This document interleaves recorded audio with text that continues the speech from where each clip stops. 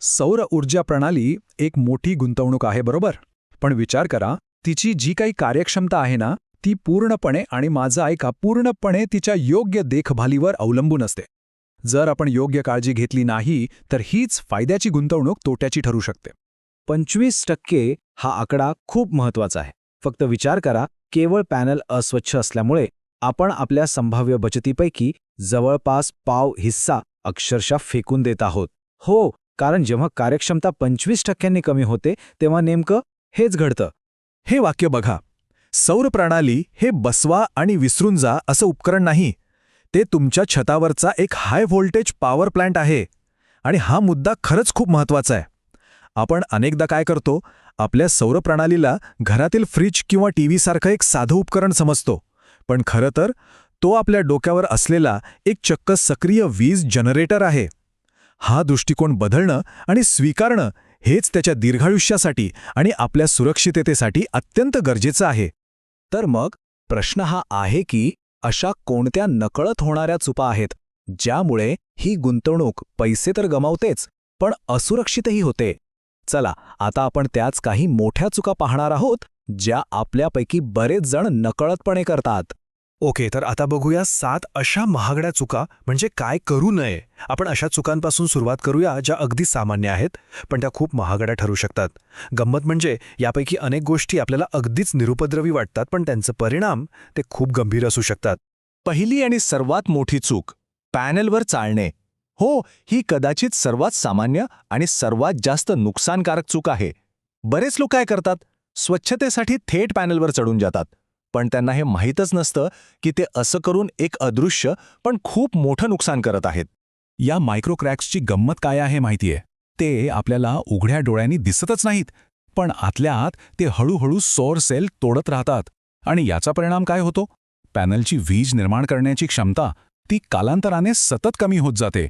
आता दुसरी मोठी चूक, कठोर रसायनांचा वापर. म्हणजे पॅनल स्वच्छ करण्यासाठी कुठलाही डिटर्जंट, ॲसिड किंवा इतर केमिकल वापरणं. असं करणं म्हणजे आपल्या महागड्या गुंतवणुकीला अक्षरशः एका धुरकट काचेच्या तुकड्यात बदलण्यासारखं आहे. इथं सगळ्यात महत्त्वाचा मुद्दा आहे तो म्हणजे अँटी रिफ्लेक्टिव्ह कोटिंग. हे काय आहे? याला एका महागड्या कॅमेऱ्याच्या लेन्ससारखं समजा, जे जास्तीत जास्त प्रकाश आत घेण्यासाठी बनवलेलं असतं. आता विचार करा, जर आपण ते एका कठोर क्लिनरने घासून काढलं तर काय होईल? एक तर वीज निर्मिती कमी होईल आणि दुसरं आपण उत्पादकाला आपली वॉरंटी रद्द करण्याचं एक ऐतक कारण देऊ. म्हणजे हे तर दुहेरी नुकसान झालं. आणि इथेच साधनांची निवड किती महत्त्वाची आहे हे स्पष्ट होतं. बघा, व्यावसायिक नेहमी मऊ नायलॉन फायबरचे ब्रश वापरतात जेणेकरून पृष्ठभागावर ओरखडे येणार नाहीत. या उलट आपला एक सामान्य घरगुती ब्रश, तो मात्र काचेला कायमचं नुकसान पोचवू शकतो. पुढची चूक, तिसरी चूक, ही अशी आहे की ज्याकडे आपलं अनेकदा लक्षच जात नाही. चुकीच्या वेळी साफसफाई करणे. म्हणजे काय? भर उन्हात तापलेल्या पॅनलवर थंड पाणी टाकणे. यामुळे थर्मल शॉक बसू शकतो आणि पॅनलला गंभीर इजा होऊ शकते. या प्रकारचं जे नुकसान आहे ना, ते अनेकदा वॉरंटीमध्ये कव्हर होत नाही. त्यामुळे ही एक खूप महागडी चूक ठरू शकते. मग यावर सोपा उपाय काय? अगदी सोपा आहे. पॅनेल नेहमी सकाळी लवकर किंवा संध्याकाळी उशिरा स्वच्छ करा, म्हणजे जेव्हा ते पूर्णपणे थंड असतील. आणि ही चौथी चूक, ही सगळ्यात गंभीर आहे. विजेच्या धोक्यांकडे दुर्लक्ष करणे.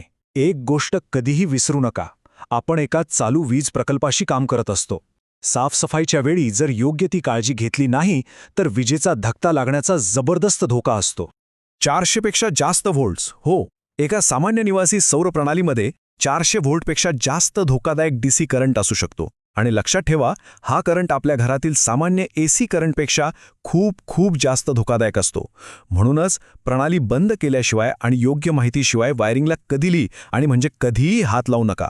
ठीक आहे, तर आतापर्यंत आपण पाहिलं की काही नाही करायचं. आता वेळ आहे हे जाणून घ्यायची की साफसफाई योग्य, सुरक्षित आणि प्रभावीपणे कशी करायची. चला पाहूया व्यावसायिक हे काम नक्की कसं करतात.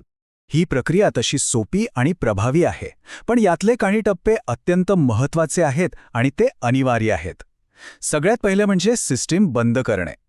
मग फक्त कमी दाबाचं पाणी वापरणे आणि तिसरं म्हणजे मऊ ब्रशशिवाय दुसरं काहीही न वापरणे. एक गोष्ट तुमच्या लक्षात आली का?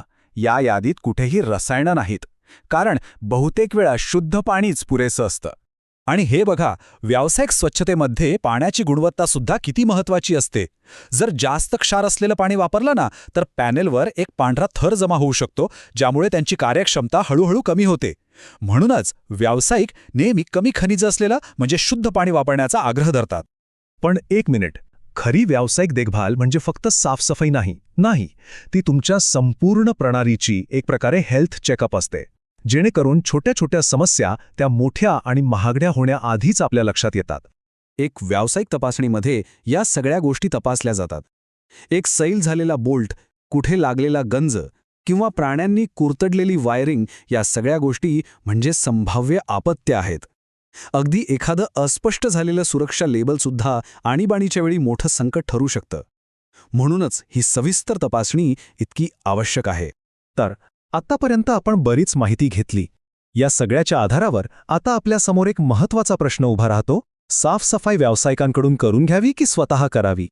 हा तक्ता सगळा फरक अगदी स्पष्ट करतो. बघा, स्वतः साफसफाई केली तर सुरुवातीला पैसे नक्कीच वाचतील, पण पॅनेल खराब होण्याचा आणि सुरक्षेचा धोका खूप जास्त असतो. दुसरीकडे व्यावसायिक सेवा ही खर्चासारखी वाटू शकते, पण खरं तर तो एक विमा आहे. एक असा विमा जो सुरक्षित आहे, प्रभावी आहे आणि सर्वात महत्त्वाचं म्हणजे आपल्या मोठ्या गुंतवणुकीचं संरक्षण करतो. हे खूप छान उदाहरण आहे. एखाद्या नावेला ती बुडेपर्यंत वाट पाहण्यापेक्षा नियमित काळजी घेऊन गळती होण्यापासून वाचवणे केव्हाही चांगले. आणि हे सौर देखभालीला अगदी तंतोतंत लागू होतं. मोठ्या दुरुस्तीचा प्रचंड खर्च आणि त्रास सहन करण्यापेक्षा छोट्या समस्या वेळीच सोडवणे नेहमीच चांगलं. नियमित देखभाल आपले पैसे आणि मनस्ताप दोन्ही वाचवते. तर मग शेवटी हा प्रश्न स्वतःला विचारण्यासारखा आहे. आजची ही छोटीशी बचत उद्याच्या आपल्या मोठ्या गुंतवणुकीला धोका निर्माण करण्याइतकी खरंच मोलाची आहे का? सौर प्रणाली ही काही वर्षांची नाही, तर अनेक वर्षांची गुंतवणूक आहे. आणि तिची योग्य काळजी घेणे हे फक्त तिच्या दीर्घायुष्यासाठीच नाही, तर त्यातून मिळणाऱ्या प्रत्येक फायद्यासाठी अत्यंत आवश्यक आहे. विद्यार्थी मित्रांनो, नमस्कार. सोलार टेक्निशियन बनण्याच्या तुमच्या या प्रवासात तुमचं स्वागत आहे. आज आपण एका अशा विषयावर बोलणार आहोत जो खरं तर तुमच्या कामाचा आणि यशाचा पाया आहे. आणि तो विषय आहे सोलार पीव्ही सिस्टीमची देखभाल. एक साधं उदाहरण घेऊया. विचार करा की आपली एक नाव आहे. नावेला एखादं मोठं छिद्र पडून ती बुडायला लागेपर्यंत आपण थांबणार, की वेळोवेळी लहान सहान गळती तपासून तिला दुरुस्त करत राहणार? साहजिकच आपण नियमित काळजी घेऊ. अगदी हेच तत्त्व आपल्या सोलार सिस्टीमलाही लागू होतं. तर हा विषय अगदी व्यवस्थित समजून घेण्यासाठी आपण तो या 5 सोप्या भागांमध्ये शिकणार आहोत.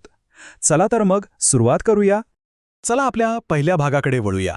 यात आपण 2 मूलभूत प्रश्नांची उत्तरं शोधणार आहोत. एक म्हणजे ही देखभाल, हा मेंटेनन्स इतका महत्त्वाचा का आहे, आणि दुसरं म्हणजे तो नेमका करायचा कसा. आता एक महत्त्वाचा शब्द जो तुम्हाला फक्त परीक्षेसाठी नाही तर तुमच्या संपूर्ण करिअरमध्ये कायम लक्षात ठेवायचा आहे, तो म्हणजे प्रिव्हेंटिव्ह मेंटेनन्स, म्हणजेच प्रतिबंधात्मक देखभाल. म्हणजे काय? सोप्पं आहे. आजार झाल्यावर डॉक्टरकडे धावण्यापेक्षा तो होऊच नये म्हणून आधीच काळजी घेणं. जेव्हाही आपण मेंटेनन्ससाठी जाल तेव्हा हे 5 टप्पे तुमच्यासाठी एकाच चेकलिस्टसारखे आहेत. जर आपण हे काटेकोरपणे पाळले तर आपलं काम अगदी परफेक्ट होणार. कोणतीही गोष्ट आपल्या हातून सुटणार नाही याची खात्री बाळगा.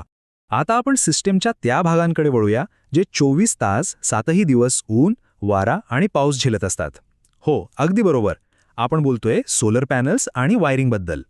सावली हा एका छुप्या शत्रूसारखा आहे. एखादं झाड मोठं होतं किंवा शेजारी नवीन बांधकाम होतं आणि हळूहळू आपल्या पॅनलवर सावली पडायला लागते, ज्यामुळे त्याची कार्यक्षमता कमी होते. त्यामुळे याकडे विशेष लक्ष द्यायला हवं. आता बोलूया वायरिंगबद्दल, जे या पूर्ण सिस्टीमची जणू जीवनवाहिनीच आहे. पण या जीवनवाहिनीचे शत्रू कोण आहेत? चला पाहूया. धूळ आणि गंज हे एखाद्या स्लो पॉयझनसारखे आहेत, जे हळूहळू कनेक्शन खराब करतात. आणि हो, प्राण्यांना कधीच कमी समजू नका. एखादा उंदीर किंवा पक्षी काही तासांत आपल्या केबलचं मोठं नुकसान करू शकतो. ठीक आहे, तर बाहेरचं काम झालं. आता आपण घराच्या आत येऊया आणि सिस्टीमच्या मेंदूकडे, म्हणजेच कंट्रोलर आणि त्याद्वारे चालणाऱ्या इतर उपकरणांकडे लक्ष देऊया. एक स्वच्छ कंट्रोलर म्हणजे एक व्यवस्थित चालणारी सिस्टम. कारण धूळ साचल्यामुळे कंट्रोलर जास्त गरम होऊ शकतो आणि वेळेच्या आधीच खराब होऊ शकतो, आणि हा खर्च आपण सहज टाळू शकतो. आणि आता वळूया आपल्या सिस्टमच्या हृदयाकडे. सगळ्यात महत्त्वाचा भाग आणि अनेकदा सगळ्यात जास्त दुर्लक्षिताला जाणारा भाग, तो म्हणजे बॅटरी. एक गोष्ट लक्षात घ्या, सगळ्या बॅटरी काही सारख्या नसतात. आपण कोणत्या प्रकारच्या बॅटरीवर काम करत आहोत हे ओळखणं खूप गरजेचं आहे. ही स्लाइड आपल्याला 2 मुख्य प्रकारांमधला फरक दाखवते. मेंटेनन्स फ्री बॅटरीला पाण्याची गरज नसते, पण ओपन सेल बॅटरीला मात्र डिस्टिल वॉटरची गरज असते. एक प्रश्न, आपण एका वेळी फक्त एकच सेल कॅप का काढतो? कारण बाहेरची धूळ किंवा घाण आत जाऊन बॅटरीचं आयुष्य कमी होऊ शकतं. त्यामुळे ही 4 टप्प्यांची प्रक्रिया अगदी जशीच्या तशी पाळणं खूप आवश्यक आहे. आता ही गोष्ट डोक्यात अगदी फिट करून घ्या.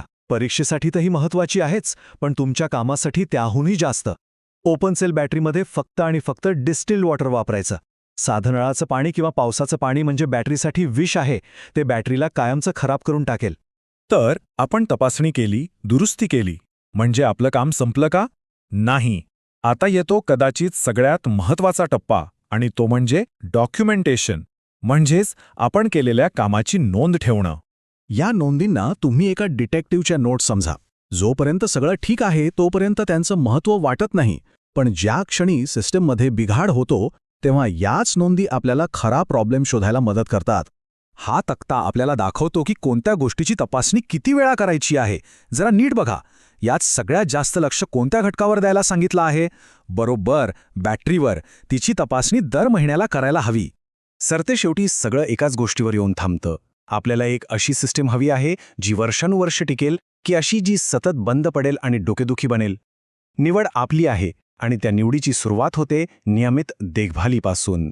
चला, आता आपण जे काही शिकलो ते जरा तपासून पाहूया. तोंडी परीक्षेसाठी तयार? पहिला प्रश्न, ओपन सेल बॅटरीमध्ये पाणी भरण्यासाठी कोणत्या प्रकारचे पाणी वापरले पाहिजे? आठवा बरं, आपण काय बोललो होतो? दुसरा प्रश्न, इलेक्ट्रिकल कनेक्शन पॉइंट्स तपासताना कोणत्या 2 मुख्य समस्या शोधल्या पाहिजेत? लक्षात ठेवा, काही शत्रू उघड्या डोळ्यांना दिसत नाहीत. आणि शेवटचा प्रश्न, आपण ज्या नोंदी ठेवतो त्या इतक्या महत्त्वाच्या का आहेत, विशेषतः जेव्हा सिस्टम बंद पडते? या प्रश्नांच्या उत्तरांवर थोडा विचार करा. ही उत्तरं तुम्हाला एक चांगला टेक्निशियन बनण्यापासून एक उत्तम टेक्निशियन बनवतील. आज इथेच थांबूया. धन्यवाद.